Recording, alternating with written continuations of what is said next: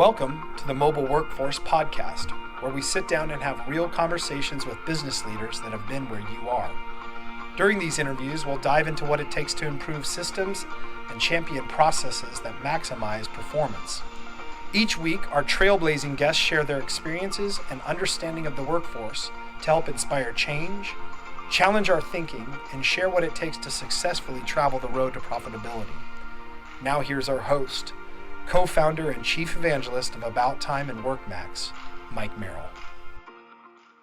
Hello, everybody, and welcome. My name's Frank DiLorenzo. I am the guest host on today's Mobile Workforce Podcast, and I'm excited to be here. In today's episode, we're celebrating the one-year anniversary of the Mobile Workforce Podcast, and I'm going to be turning the tables and interviewing our esteemed host, Mr. Mike Merrill.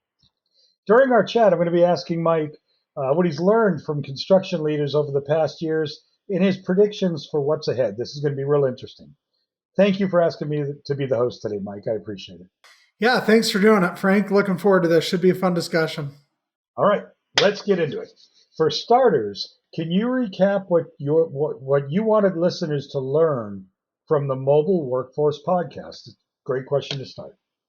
Sure. I mean, our goal really with the podcast is to really get those conversations going that people either are having in different corners or within their groups and kind of put those out on a broader stage with a louder voice.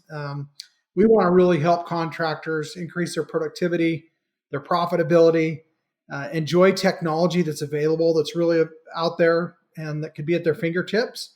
And so I think, there's technology, there's people, there's processes, there's all these components that are important in running a successful business. And we wanted to bring some of those together and help, again, bring those best practices to light so others can enjoy and learn from their peers in the industry.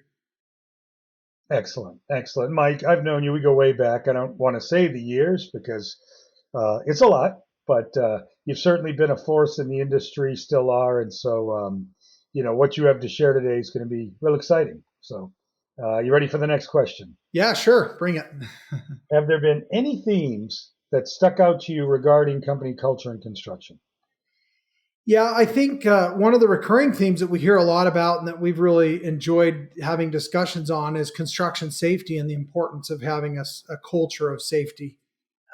Safety can be viewed in many different ways. A lot of it, of course, initially when we hear safety, we're thinking of the physical side of things, but also emotionally and mental wellness and health safety, being aware of the general overall health and well-being of our coworkers and our staff and our employees. I think these are important topics today, and they're conversations that we're happy to have and start and bring more to the light that companies really can have a better understanding of maybe what they're missing out on and some things that they can do to improve and of course, be more successful in business. Yeah, I really think you hit the nail on the head on that one, Mike. Great response. Thank you. What about how many company cultures can benefit a business's, or how can a company's culture, benefit a business's bottom line? Well, I would say, again, a safe company is a happy company. Safe employees are happy employees.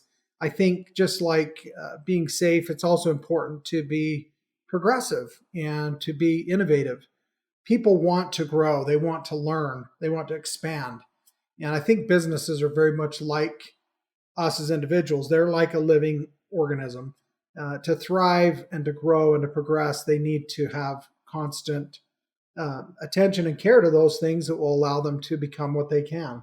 And I think employees that are a part of organizations that are growing, that are progressive and proactive on not only safety and culture and inclusiveness, these other things that are hot topics in society, but I think being innovative and trying to give them opportunities to not only expand their own personal career, but also their knowledge and understanding of the world around them. And again, the buildings and the infrastructures that they're actually taking part in helping to produce.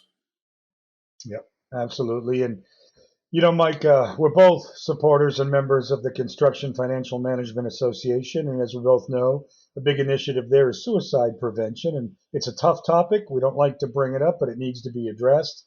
when you say safety and culture and inclusiveness, that comes to mind as well.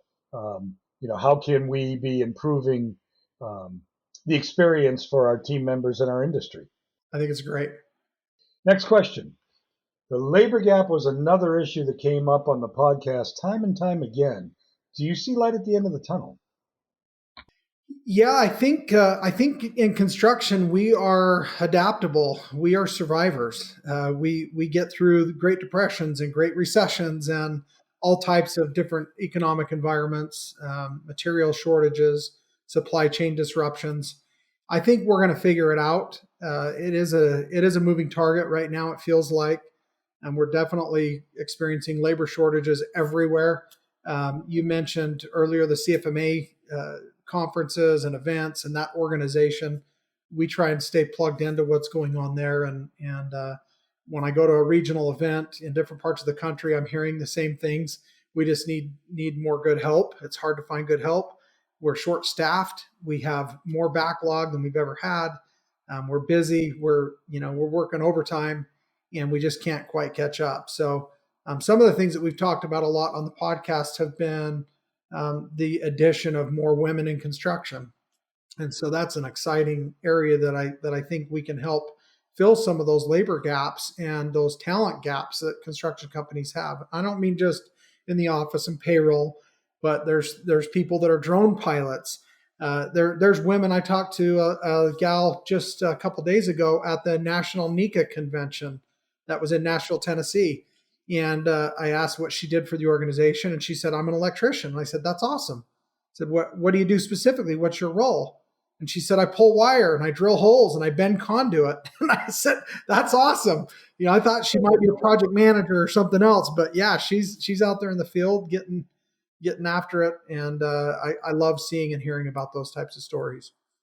Yeah, me too, Mike. That's a great one. And I swear I remember something about an inspiring story or a Lime Foundation. Does that ring any bells? Yeah, we had a guest on a couple of episodes, Letitia Henke. She's a business owner in roofing construction out on the California coast. And Letitia also started a foundation called the Lime Foundation. And she actually has a training facility and a program that she's not only done in her area, but she's actually setting up other locations in different parts of the state of California and expanding that out in the country. So I think that's a really important thing. I'm glad you brought that up. Not only do we need to hire more women in construction and look for opportunities to recruit some of these young and new age, more technical talents that are available, but I think making construction more attractive to them and really raising awareness that these are really great organizations to be a part of. It's a great way to provide for your family. You can actually make some really good money doing construction these days. It's definitely, it is blue collar, but I'm seeing some of those blue collars making more than some of the white collars these days, and I love to see that too. Oh, certainly. Me too. They are, and they have fun doing it. If it's something they love and they have a passion for, you just see it. It exudes kind of that energy. It's great. I agree. And you mentioned Lime Foundation. We talked about CFMA. Another group I just throw out in the mix that's doing some great things is the Women in Construction as well. Yeah, NAWIC, the National Association for Women in Construction. And we've had the former past president on the podcast. We've had some of the regional presidents. Just lots of great discussions around the opportunities that exist in construction for women. Had another young gal that's recently graduated from college. She's actually a drone operator for a large construction company. That's her full-time job. And there's a lot of young ladies out there that are very talented with the drones and very technical. And I think that's a great asset and a technology that we're seeing rise up that is completely new to the industry altogether. So really, really cool stuff going on. It is leading edge, and you say that, and I think I hear a drone overhead. They might be trying to spy on our podcast. It's me, Frank. I'm making sure, checking your lighting. Oh. You are perfect. Thank you. All right. So this one I'm excited about too. What has made you hopeful for the future of construction? I think the thing that excites me about it is that not only are we being more safe and are we being more efficient, more green, we're finding ways to reuse and use recycled materials and to be cleaner in the way that we're producing buildings and more responsible as far as the planet goes. I think we're also learning how to be safer. That's an exciting thing to see. We're building these incredible structures that seem almost impossible to the human eye to, you don't even have to go to Las Vegas anymore or Dubai to see buildings that are awe-inspiring and structures that are truly amazing.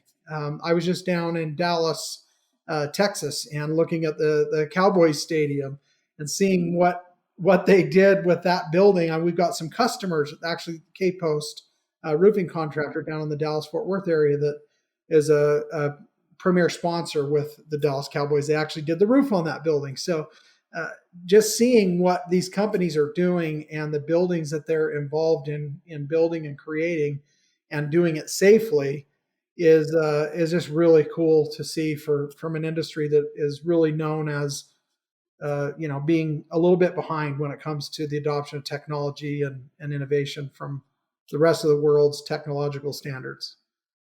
Yeah, Mike, and you mentioned, it just came to me, when you mentioned Nashville, I was also at NECA, honored to be there. And I remember walking down one early morning to get to the convention center, and there's quite a bit of construction going on there. And there was a nice building, I think, next to the JW Marriott being built. But what really struck me was some of the workforce, some of the folks, few guys and gals down there, taking pictures of the building, their work. You could see the pride in what they were doing, and it was exciting. And the other thing that I love because of the adoption of technology is how much smaller a footprint in staging and things there is to get these buildings in place. You know what I mean? It's just we are now adopting technology to a point that you can see. Yeah, they're building them in tighter quarters. Again, there's so many.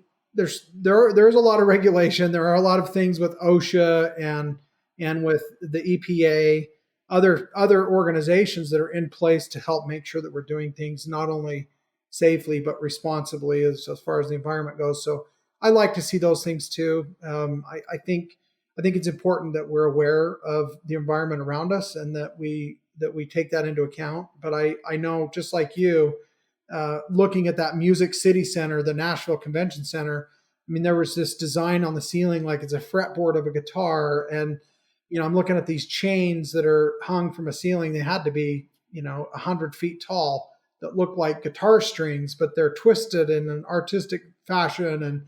And I'm seeing the architecture, not just the construction, but the way that the design and the inside of the building is even decorated.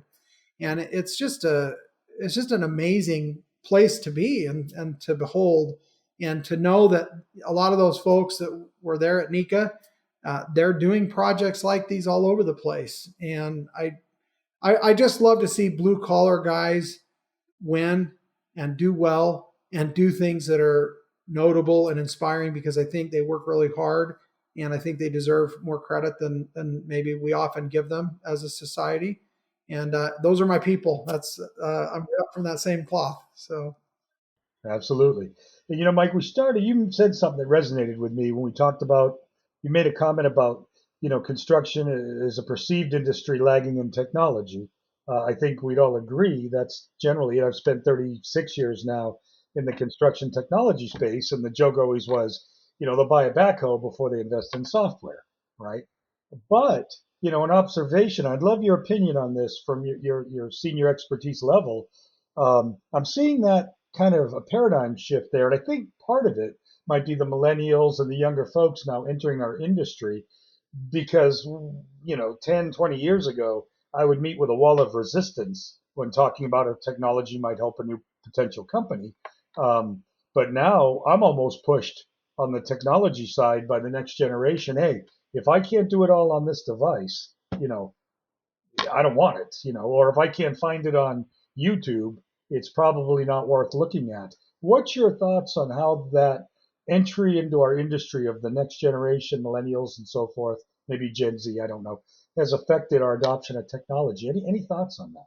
yeah, I mean, I think I think we have a lot of work yet to do. I still feel like, I mean, you mentioned at NECA, I mean, we talked we had a booth there and we talked to about 350 different individuals in the electrical space.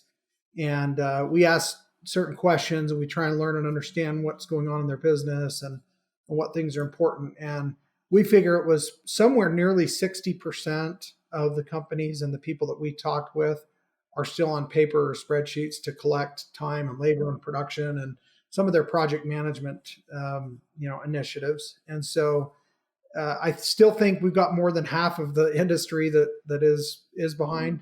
But at the same time, we have other companies that are, really digging deep into technology. They have drones, they have robots, they're using BIM, right? They're doing all of these things that, we talk about and that we see and that we kind of preach about every day, and they're doing them really well. I mean, they're employing IT staff. Some of them have software engineers on staff to help plug in and integrate their multiple systems that they're running and managing. So I think there's a disparity. I think companies that aren't on that technology train are late to the party. I think it's going to get tougher for them to compete in the industry. And right now the getting's good everywhere. I mean, we heard that a lot too. But I think those days are numbered of companies saying, if it ain't broke, don't fix it. I'm just going to stick with my paper. Right. And Mike, very good thoughts on that. And it kind of leads me to this next thought. What are your thoughts on how the pandemic, I know the pandemic has given us kind of a quick shove, I'll call it, into remote workforces. And we also have a labor shortage in general, which you touched on. How is technology helping companies do more with less people, in a sense? I think I see some companies, maybe they're reluctantly doing it, but they almost find that their best avenue to success is technology because they can't just hire more bodies like they used to maybe in the past. Right. Well, I would say, I mean, this is your wheelhouse really, but BI and dashboarding and data that is at people's fingertips, even in the field, that they didn't have before without physically talking to somebody or visiting the site in person. I think that collaboration opportunity is better than ever. And I think the pandemic has forced companies to get used to working remotely, not only on a construction project, but actually collaborating, getting on Teams meetings and Zoom meetings and conference calls, video chats. I know for us, I mean, we've been doing that for 15 plus years to do presentations remotely. And even 5 years ago, a lot of even large companies would struggle to get on those meetings. They didn't maybe know how to, they weren't fluid or fluent or able to successfully navigate those with ease. And now people are going to church through Zoom, or they're doing all kinds of taking Zumba classes or whatever it is. I mean, it's all remote. So I think the pandemic has forced the construction industry to not only embrace, but depend on these technologies. So I'd say that's a positive silver lining that's come and kind of raised from the ashes of some of this really tragic and terrible stuff that's going on. So I think, if we can learn to fail forward and use these tools that seem to feel new to a lot of companies to our advantage, and rather than resist, lean into this technology opportunity that exists, because it's everywhere you look, and construction's just kind of a little bit last of the dinner party on a lot of fronts with that. Yep. And quick comment on that, and then I've got another question for you. Surprise, surprise. But if we can deliver to the field, when you mentioned data and business intelligence, what comes to my mind is arming the field with what I like to call the 3Ds: access to data, dialogue, and documents. If they can see their data, the corresponding dialogue around that data, any a collaboration, if you will, and then the documents that back up that data, invoices, POs, things like that. If they have that at their fingertips, it's just, one, they can be much more impactful and immediate decision making to correct something before it's too late. But two, they don't have to run back to the office, as you alluded to. So, the technology's there today to do it finally, which leads to my next question. You can certainly comment on that and then answer this question. So here we go. What has surprised you the most about the adoption of mobile technology in construction up to now? I would say Really, there's two parts to that. Number one, I'm surprised at how well some companies are doing with it.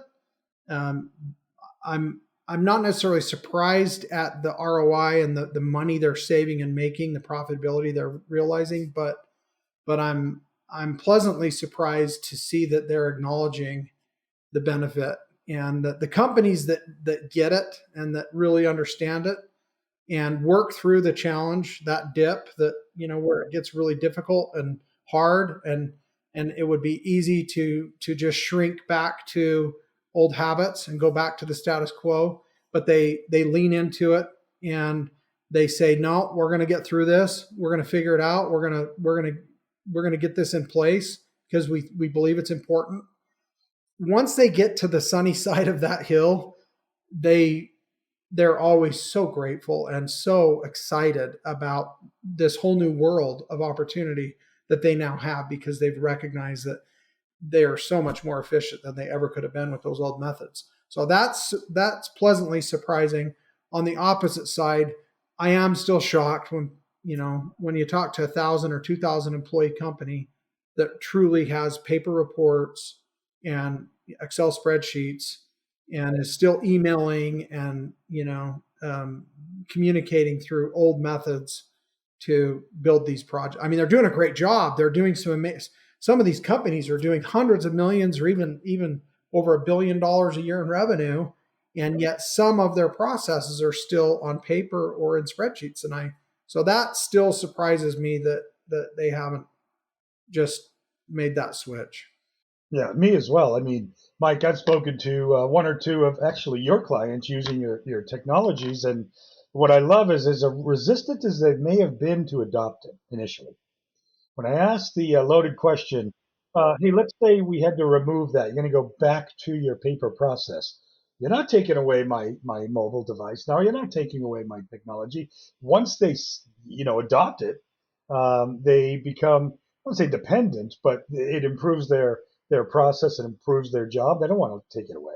It's just getting over that initial discomfort to adopt it, I think. Well, and to your point earlier, and something I touched on as well, this new generation that's coming out of college, they're not going to know what to do with these old school systems. I mean, uh, at least a Google Sheets collaborative and live. I mean, it's still not where I need the data, and there's I need it to speak to other systems, and we need integration. That's a key thing in everything that we're doing. But I just think that the rising generation and then the baby boomers that are outgoing, I think that tide is turning, and the sooner companies can recognize that and enjoy the goodness that there is to be had, the better off they're not only going to be financially from a P&L standpoint, but actually the culture and the thriving, growing, excited,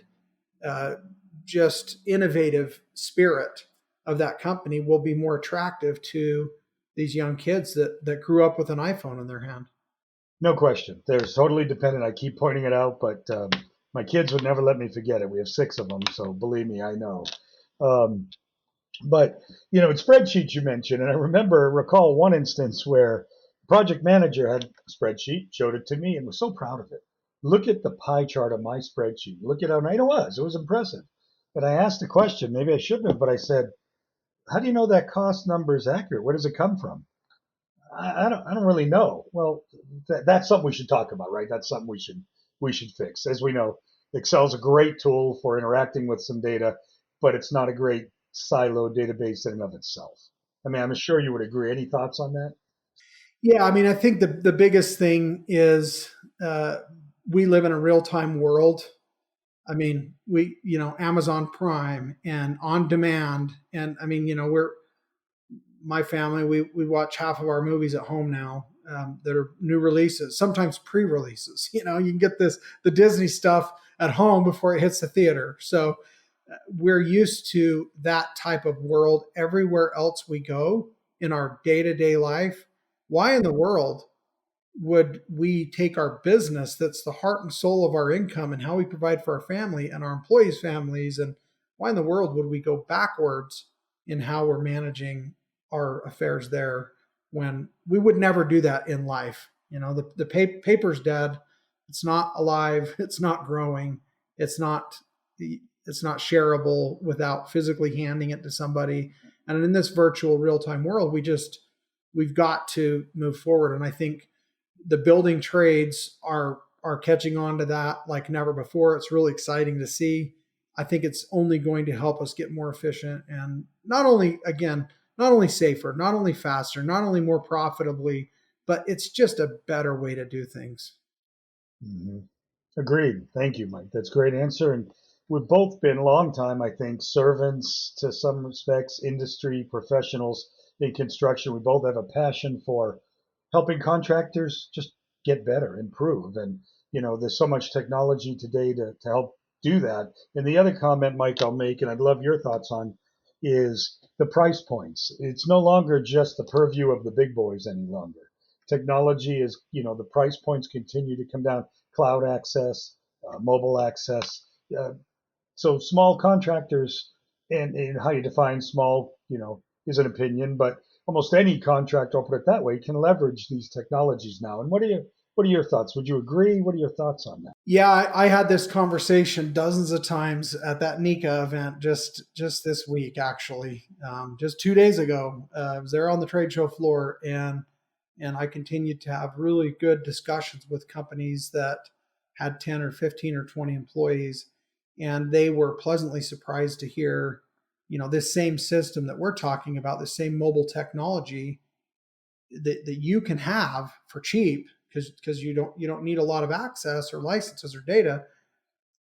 You can have the same data that this 6,000 employee company is using, the same tools. And so you're never going to bump your head on that ceiling. You can just expand and grow, right? To your heart's content, and you're never going to outgrow that system. So that wasn't the case 10, 15, 20 years ago. Right. Right. Implementations might cost a company 30, 40, 50 grand to even get a system in place of any size. And so today, when you can be set up really on your own, possibly in 30 minutes and ready to go, I mean, that's just nuts. But it's there, it's available, it's possible, and you can take advantage of it even if you got 10 employees. So, Mike, would you agree? We could almost summarize and say that unlike 10 years ago, today, both cost and technical complexity, I'll call it, should no longer be a barrier to entry into using tools that are available today. Yeah, most systems have a more modern UI, user interface. There's a lot of self-serving options. There's default settings. Maybe different systems offer different tiers, possibly, of capability. And if not, I mean, in our particular case, it's the same system. So we just automate a lot of those things.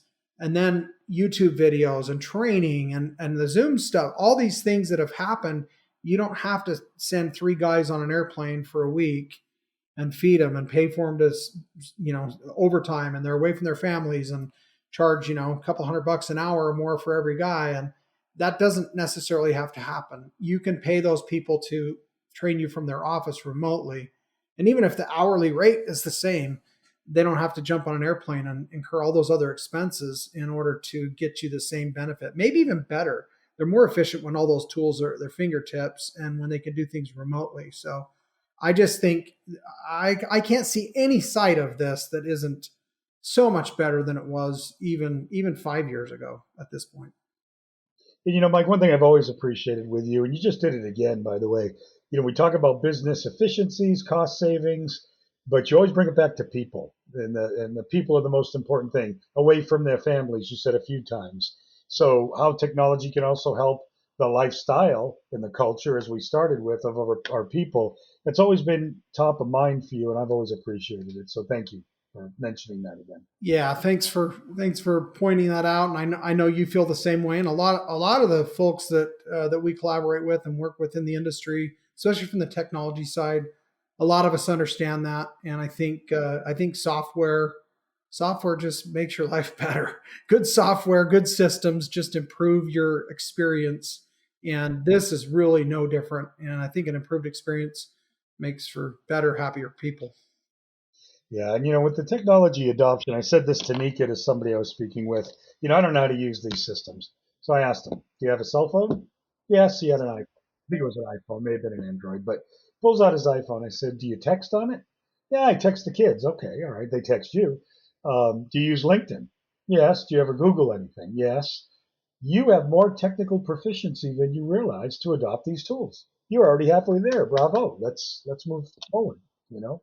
Would you agree with that? I'm just kind of curious. Yeah, I think again, if you look at anybody's phone, I mean, I've read and heard and seen all kinds of different studies. There's, the average company is using between 5 and 9 applications to run their business on their phones. Uh, I know personally, people usually have 4 to 5 times that. I mean, a lot of people have over 50 apps on their phone. You might have 12 or 16 or 9, whatever the number is on your home screen, and every one of those are an app. You're logging into your bank account or checking your Gmail, or they're all applications. So it's the same stuff, just for a little bit different purpose, and it's more related to Exactly. business. So Yep. Exactly right. Well, on to another question. Let's pretend for a moment you have a crystal ball and we're going to do a lightning round. So, you ready?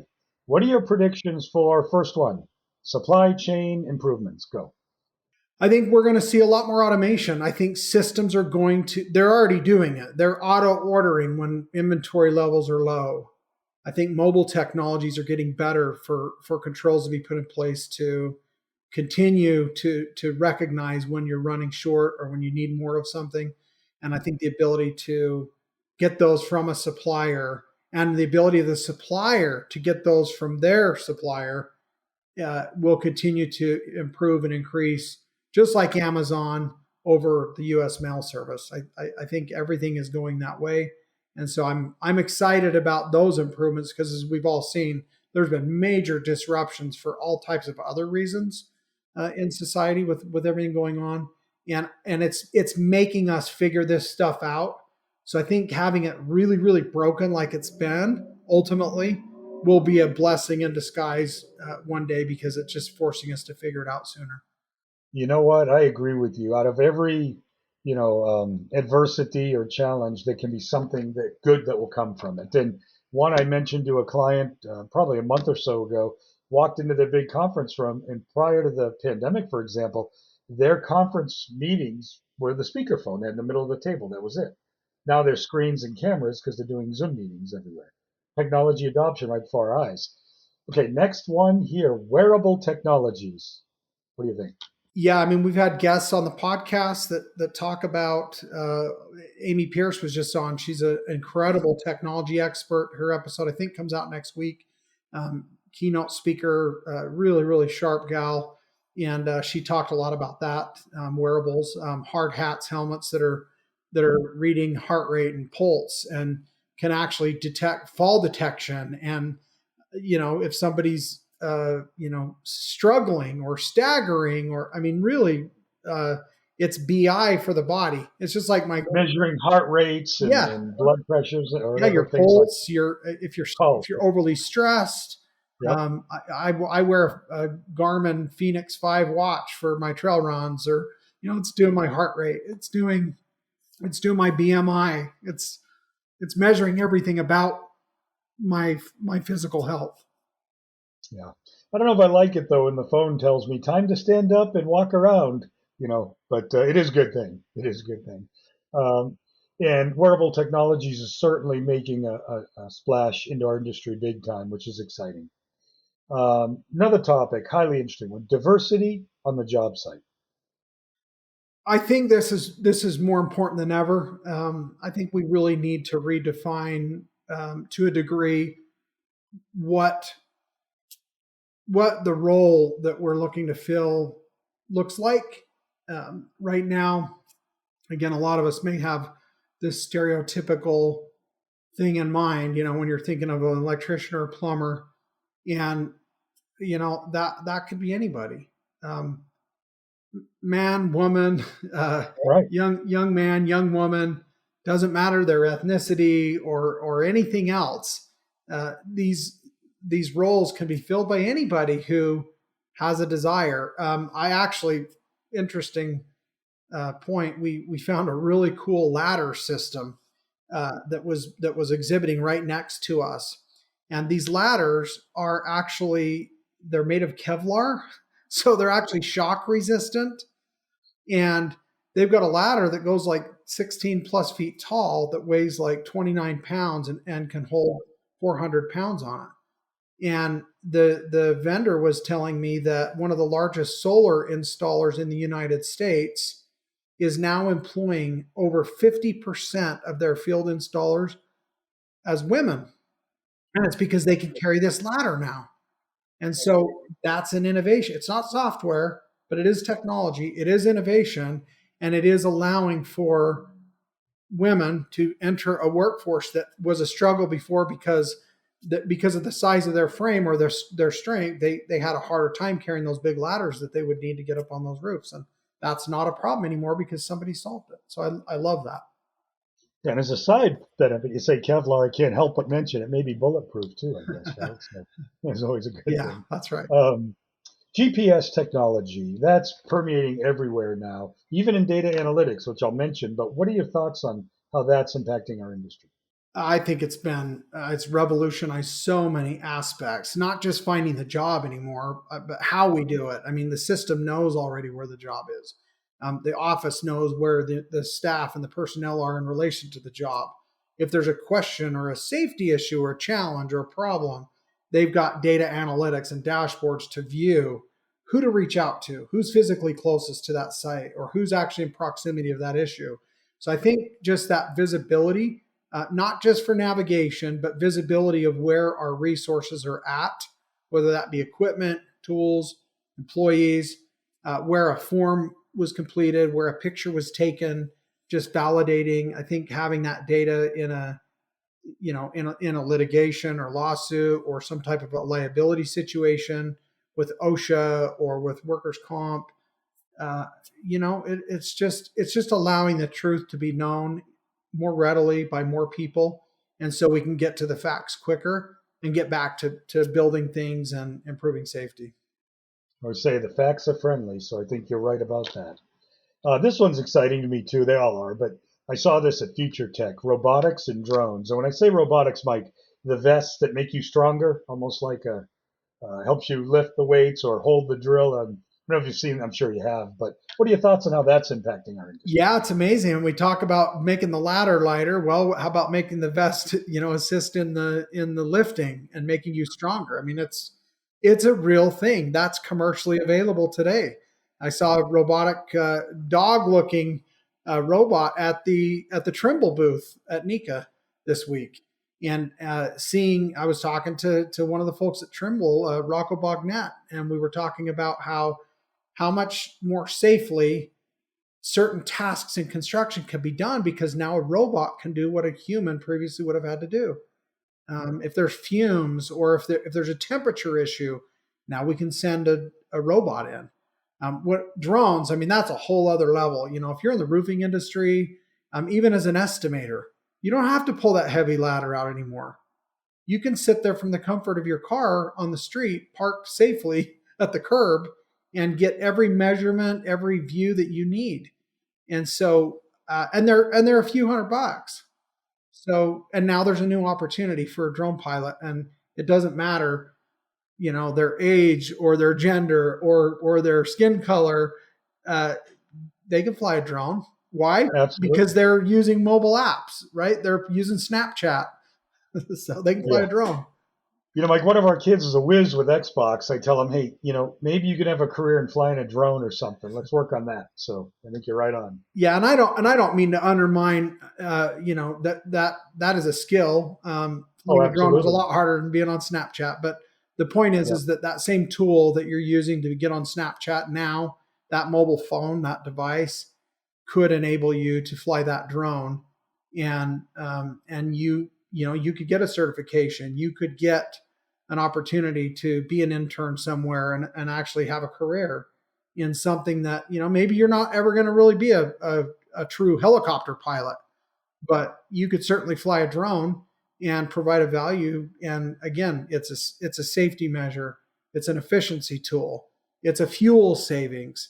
how much greener is charging the drone battery versus, the fuel that it takes for an organization to, dispatch and deploy a force of people to go do those multiple jobs and things that, somebody could do safely from the street in a drone. And maybe they were in a Tesla or a hybrid car or some other way that again, we're just leaving a greener footprint. So I just see everything's better with good technology.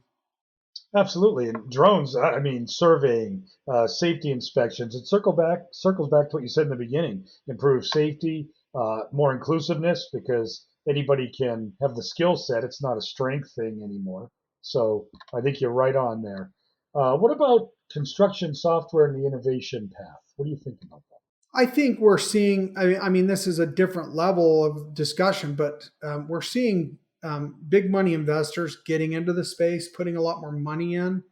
We're seeing that software companies, there's always consolidation and these things go into cycles, but lots of large companies are investing in smaller businesses to expand their footprint and take advantage of their technology to then get it to more people.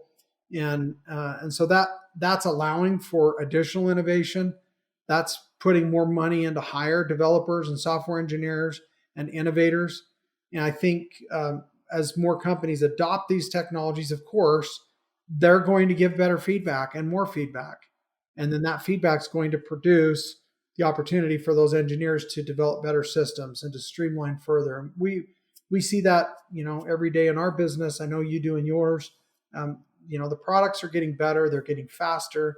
They're getting easier to use. Easier. Yep. That's really the key. When you talk about innovation, it's one thing to build a better mousetrap, but a mousetrap that everybody can use safely without, getting their fingers snapped on that's a better mousetrap, right? One that nobody gets hurt by, but it still solves the same problem. And I think technology is able to provide a path that we can do things quicker, easier, safer, greener, more efficient, and all of that equals more profitability, less wasted money and revenue and resource. So there's just no reason to not find those tools. Yeah. Yeah, it sounds like win-win-win. So last one, Mike, really quick. So over the last 30 years in the industry, we've seen systems get better and better. So now contractors have collected really reams and reams of information, of data. I used to say if I could pick up the old server and dump it on the desk, there's probably more data than I could ever get my arms around. So how do you see tools like Power BI or data analytics or leveraging that data impacting our industry, if at all? What are your thoughts? Well, I mean, yeah, the paper things, the easy answer is, there's no need for the paper. And this, that's a great first step. But more than that, without wasting time, I now have visibility. It's right at my fingertips. And digging through, a report that's 42 pages versus having a dashboard that shows me something in red when there's an issue because it knows the parameters, I can now make a decision in seconds that might have taken me hours, right? And when we do that, we're not in the way of the next guy either. So everybody wins when the guy before them gets done quicker and more on time and more properly, like BIM and other things that these collision detections beforehand. I mean, all of that feeds into Power BI and it just helps us build better buildings quicker. Absolutely. Well said, Mike. Thank you. So lastly, and you had to know this one was coming because I know you ask all your guests these last questions. So you ready? What is the main takeaway you would like the listeners to leave with today? I would just say, and this is what most of our guests echo this in one form or fashion or another, but plug into technology. I mean, leverage the goodness that's there to be had. It's everywhere. There are opportunities for you to improve processes in just about every facet of your business. And I think prioritizing those is important, but do something, fix something, find something. It doesn't even have to be broken. What's something that's a hassle? Identify that and then look at options to improve that. And guess what? If you do 1% better every day, in a quarter, you're going to be 100% improved, and it'll change your business forever, and it will change your culture, and it'll change your mindset where your perspective will be different. So lean into the goodness, adopt technology, don't resist it. And I promise you, you'll be grateful that you did. Well said, Mike. Thank you. Next one. What's something you're grateful for in your professional life? I honestly just feel so blessed to work with so many incredible people. I love the technology for construction industry. I love the construction industry. It's the heart and soul of what makes America the most amazing country in the world, in my opinion. But also the world. The world is tied to the heartbeat of our buildings and construction and growth. We all live or work or eat food at night in restaurants that somebody built, somebody wired, somebody plumbed, somebody poured the concrete on. It just touches every aspect of our life. And so I'm just thankful to work with so many great people that make all that happen. Excellent. Thank you, Mike. Last one. What skill have you developed that you would say, quote, has become your superpower, end quote?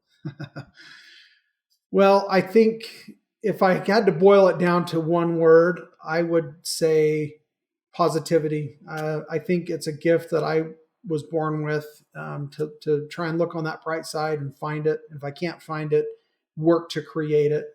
And I think it goes back to people, really. I think my love for people and learning about them, listening to them, trying to see how I can be helpful to them, maybe being mentored by them. I mean, that's something that is something that I've really learned in my later years to enjoy is, what can I learn from this kid?